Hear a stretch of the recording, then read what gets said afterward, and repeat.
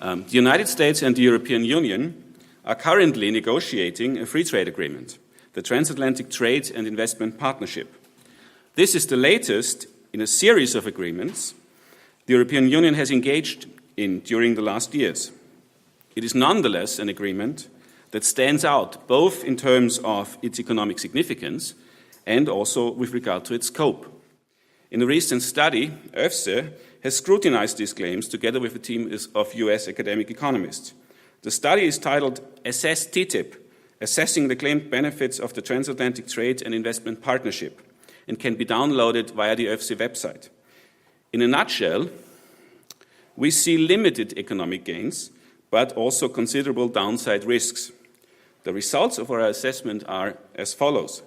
The estimated gains from TTIP are positive, but macroeconomic adjustment costs, including costs of unemployment and revenue losses for public budgets, are not negligible and should be dealt with by EU policymakers.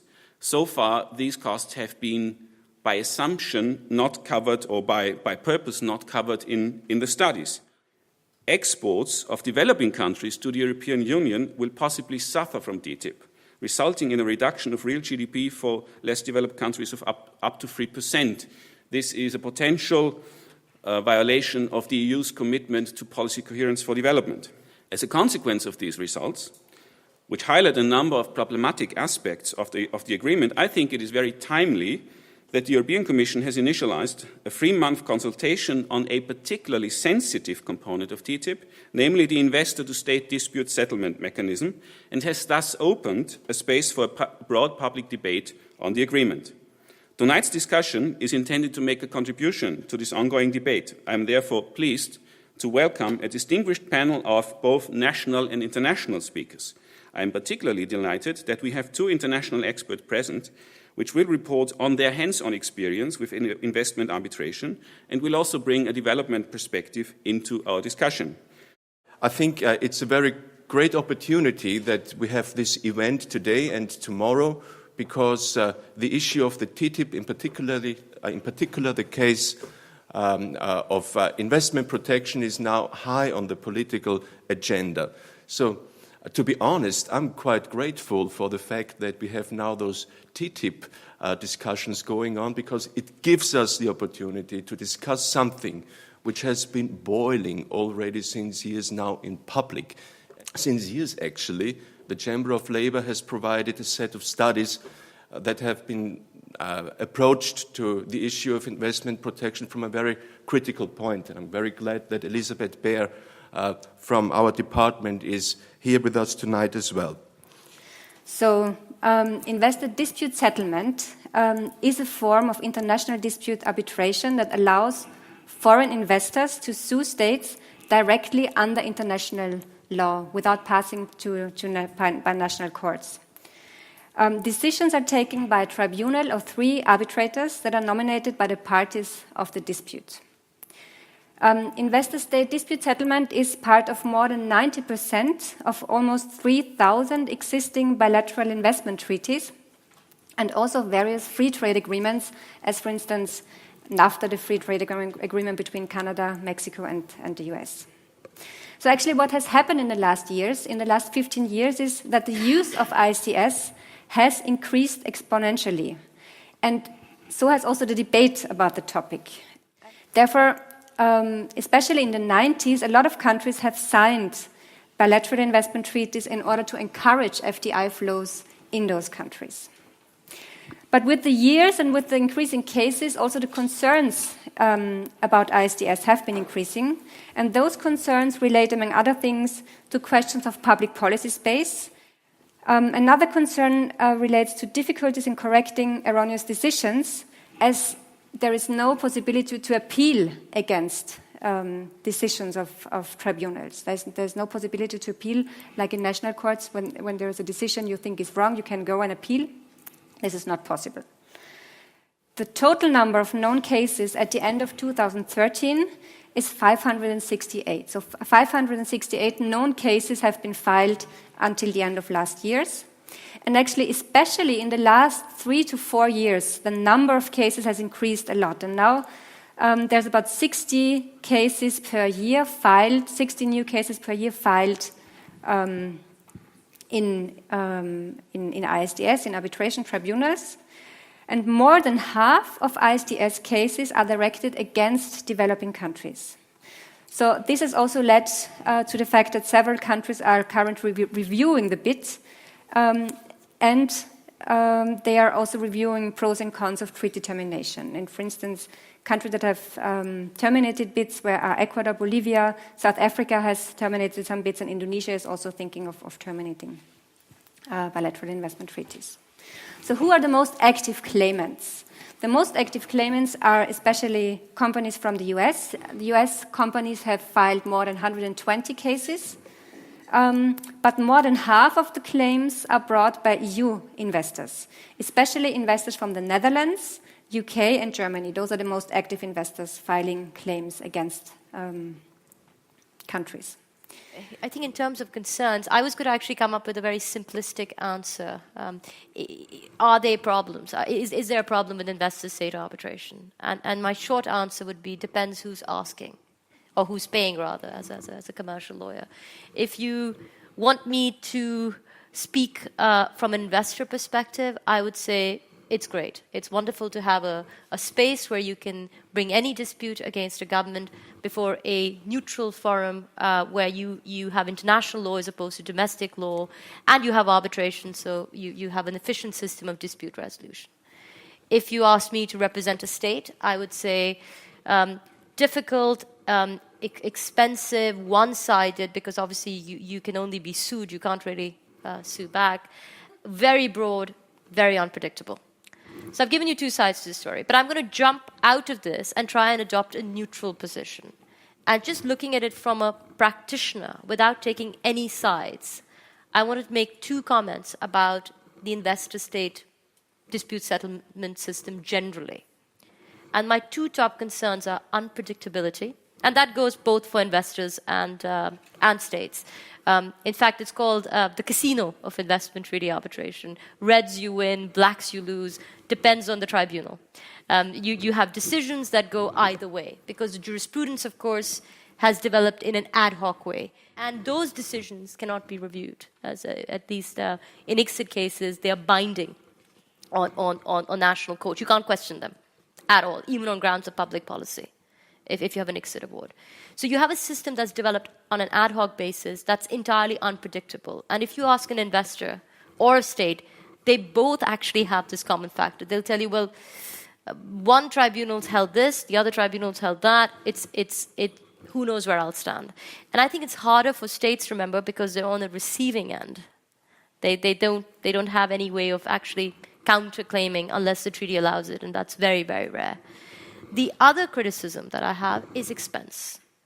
And I mentioned this from a purely commercial perspective, because even businesses, as you know, find arbitration expensive. It's a luxury. You have biscuits in international arbitration. You don't have biscuits in courts.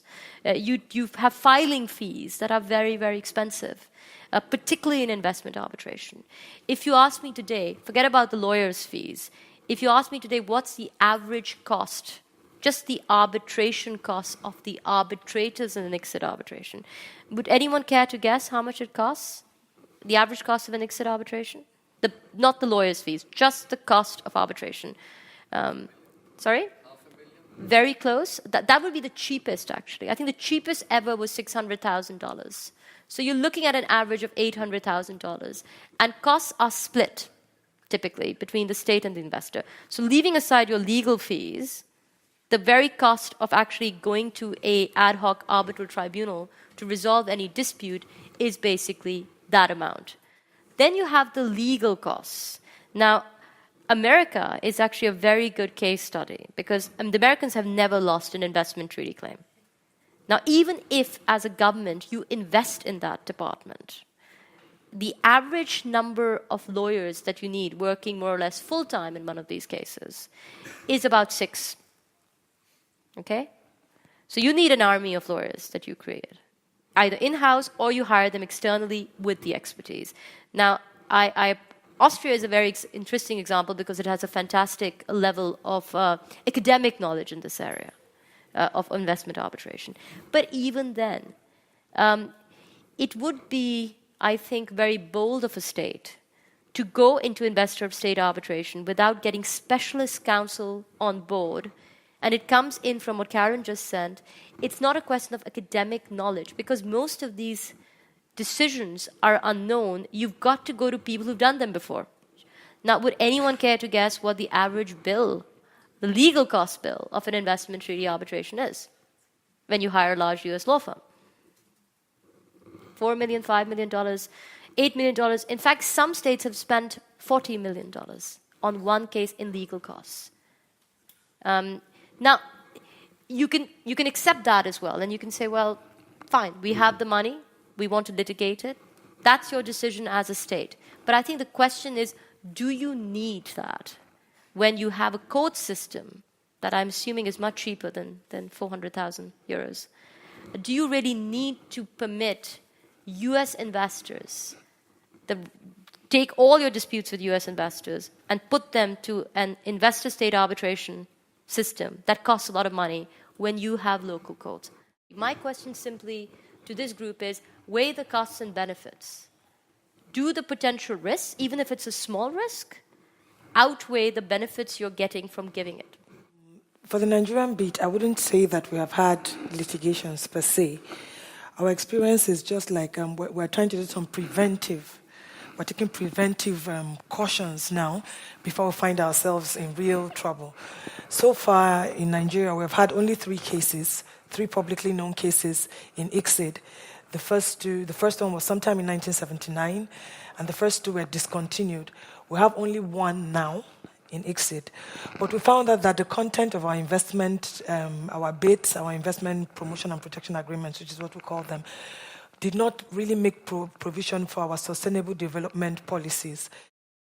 We're including those into our model BIT, in addition to the ISDS, though that had always existed even in our old BIT, like the investment protection clauses, protection against discrimination, national treatment, most favored nation, free transfer of funds and all of that have been in our old model BIT.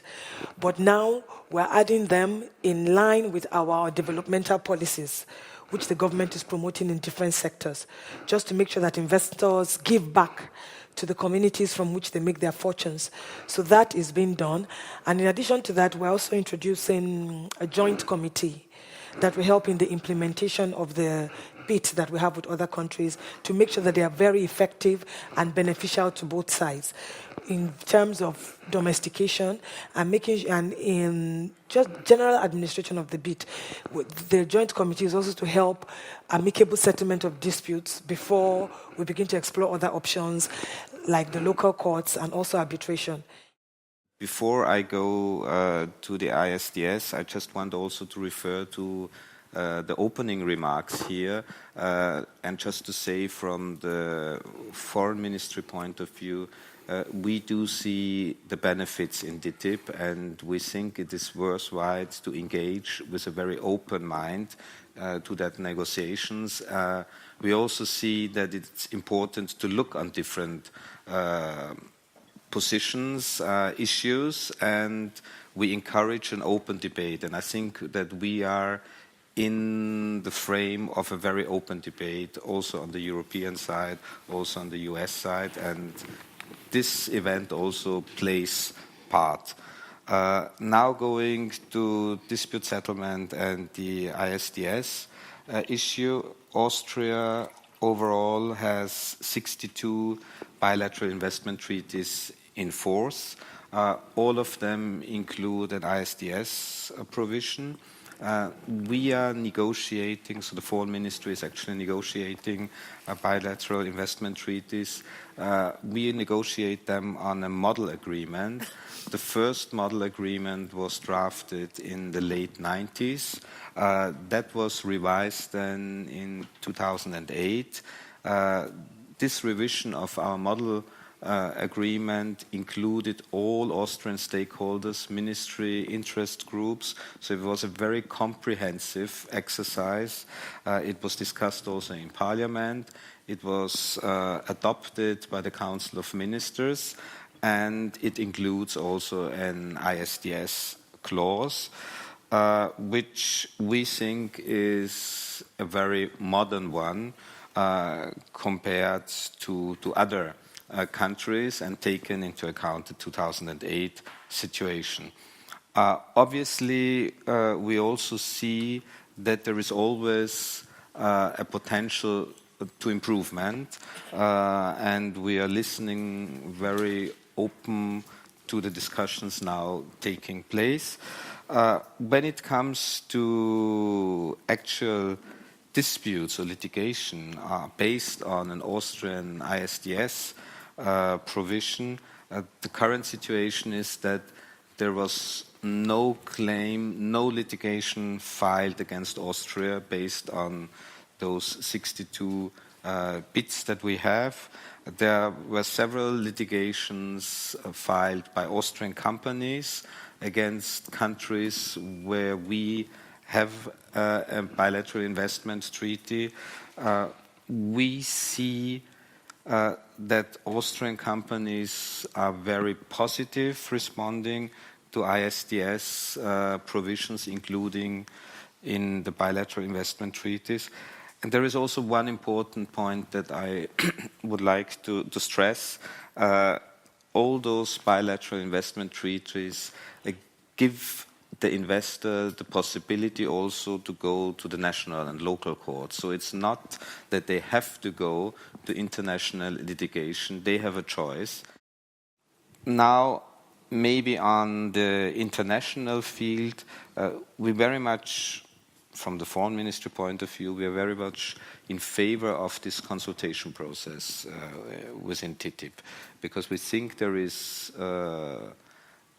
improvements possible. We think there are issues like, for instance, more public litigation, so that the papers of both sides will be open to the public. Maybe also what you referred to, that we have a list of international litigators, so that we can a little bit also narrow down who can be part of such a international tribunal. So there are a lot of ideas that are voiced, and we think we should look into this exercise with an open mind and try to assess the outcome. And we encourage all stakeholders, also individuals can take part in this consultation process. There is a value of ISDS, but obviously there is also potential to have some improvement. For instance, a case you mentioned with Indonesia, we are very much in favor that frivolous claims should not be in place. So we have to have some checks and balances in order not to get some strange cases here. And I think we should really try to focus on fine-tuning and improving the system, and not go away from the system. And when you're talking about governments, obviously I also have to say it's not excluded that Austria might be sued in the near future. Obviously not, and we will take that. But the essence is also, and why we are supporting it, is because of the Austrian business community. Why we are negotiating it is not that we look into the possibility and potential of the Austrian state being sued. We look at it in a different way. We look at it in a way to help Austrian exporters, Austrian business community to go into a new country, which will, in our view, then bring back wealth to Austria. I would say, in as much as it is difficult to retain policy space, what we were considering in terms of our new model bit that we're looking at was the need for us to preserve our right to regulate in public interest, and to preserve it for public policy objectives, as far as it's done in a non-discriminatory manner, just like he had mentioned.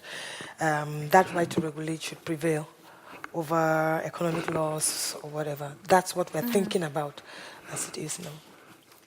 I would say that going forward, one of the reforms that we should look at, I do agree with you that no matter how much how carefully you word the bits, you still get lawyers who will try to go around your wordings, but we can't just throw our hands up in the air and say, what do? We do without bits? There is a reason why the Americans have a 55-page long treaty, as Yeah, opposed it's to pretty the detailed. 14-page And European that's exactly, model. you know, our previous model was fairly straightforward.